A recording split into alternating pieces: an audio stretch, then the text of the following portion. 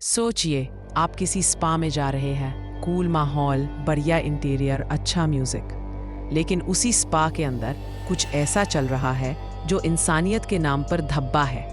नागपुर के एक पॉश इलाके में ऐसा ही एक स्पा था, ओरियन स्पा। बाहर से एकदम प्रोफेशनल दिखता था, लेकिन अंदर वहां लड़कियों को जबरदस्ती जिस्म फरोशी के धंधे में धकेला जा रहा था। और आज द फैंटम स्पेन आपको सुनाएगा ये डरावनी कहानी नागपुर के उस स्पा की, जो नरक का दरवाजा बन चुका था।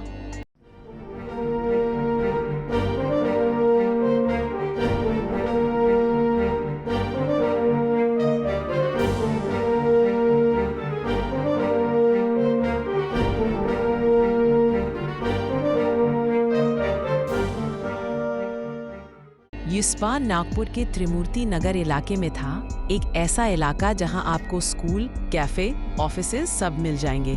मुस्कान वर्षा अपार्टमेंट की दूसरी मंजिल पर ये ओरियन स्पा चल रहा था। लोग आते जाते थे, कुछ क्लाइंट्स रेगुलर भी थे, लेकिन कोई नहीं जानता था कि अंदर क्या चल रहा है और इस धंधे को चला कौन रहा था।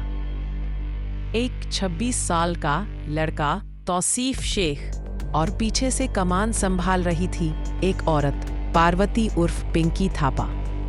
अब जरा उन लड़कियों की सोचिए जो इस धंधे में फंसी थी। एक लड़की राजस्थान से आई थी, शादीशुदा थी। उसका बस इतना सपना था कि कुछ कमाकर अपने ससुराल वालों की मदद कर सके। दूसरी लड़की नागपुर के पास की बस्ती से आई थी। उसे बोला गया कि उसे एक अच्छी नौकरी मिलेगी मसाज पार्लर में, 10,000 से 15,000 रुपए महीना।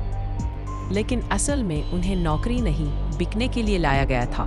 स्पा के अंदर उन्हें कमरे में बंद करके रखा जाता था, फोन छीन लिया जाता और बोल दिया जाता, अब जो हम कहें वही करना होगा।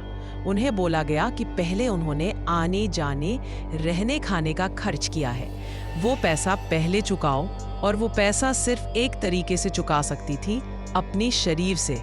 इस बात को सुनकर लगता है कि हम 2025 में नहीं, किसी 18वीं सदी में जी रहे हैं।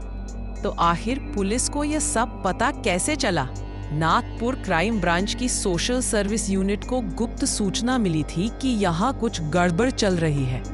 पीआई गजानन गुल्हाने की टीम बनी, अंडरकवर लोग भेजे गए, सबूत इकट्ठा किया गया और फिर 25 जून 2025 की शाम को छापा मारा गया, ठीक 6 बजे। अंदर जाकर जो देखा वो रोंगटे खड़े कर देने वाला था।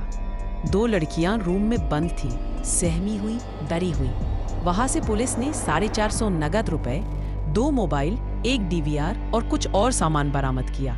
तौसीफ शेख को वहीं से अरेस्ट कर लिया गया। लेकिन असली दिमाग पिंकी थापा वो पहले ही फरार हो चुकी थी।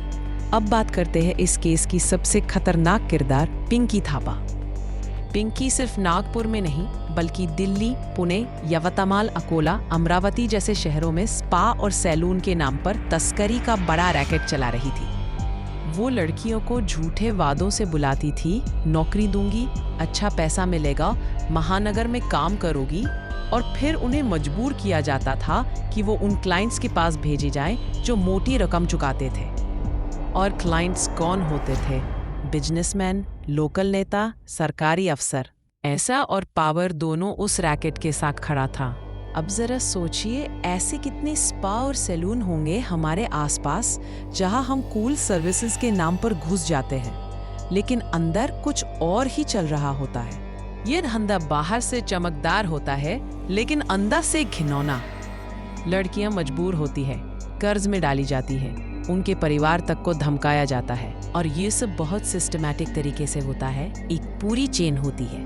रिक्रूटर पिंकी जैसे लोग, मैनेजर तौसीफ जैसे लोग, क्लाइंट समाज के पैसे वाले लोग, और सबके बीच में सबसे ज्यादा नुकसान उठाती है वो मासूम लड़कियां जिनके पास कोई आवाज नहीं होती। अभी तक जो जानकारी आई है उसके मुताबिक दोनों लड़कियां फिलहाल सरकारी संरक्षण में हैं। उन्हें काउंसलिंग दी जा रही है, मेडिकल हेल्प मिल रही है। तौसीफ को गिरफ्तार किया गया है और अब वो जेल में है। पिंकी थापा की तलाश जारी है। पुलिस का कहना है कि उसे जल्द ही पकड़ा जाएगा। लेकिन असली सवाल ये है, क्या एक पिंकी और तौसीफ को पकड़ लेने से पूरा रैकेट खत्म हो जाएगा? नहीं, क्योंकि जब तक समाज चुप है, तब तक ये धंधा जिंदा रहेगा। अब जरा सोचिए, अगर हमारे आसपास कोई लड़की गुमसुम हो, कोई पीजी में रह रही लड़की अजीब से हालात में दिखे, या कोई स्पा बार बार अजीब लोगों से भरा रहता हो, तो क्या हमें चुप रहना चाहिए? नहीं, अनसन की जिम्मेदारी है कि अगर हमें कुछ गलत लगे तो पुलिस को बताए, हेल्पलाइन पर कॉल करें। और हाँ, इस वीडियो को शेयर जरूर कीजिए, हो सकता है किसी को इससे रास्ता मिल जाए और किसी की जिंदगी बच जाए। द फैंटम्स पेन की अगली वीडियो में मिलते हैं एक नई कहानी लेकर। धन्यवाद।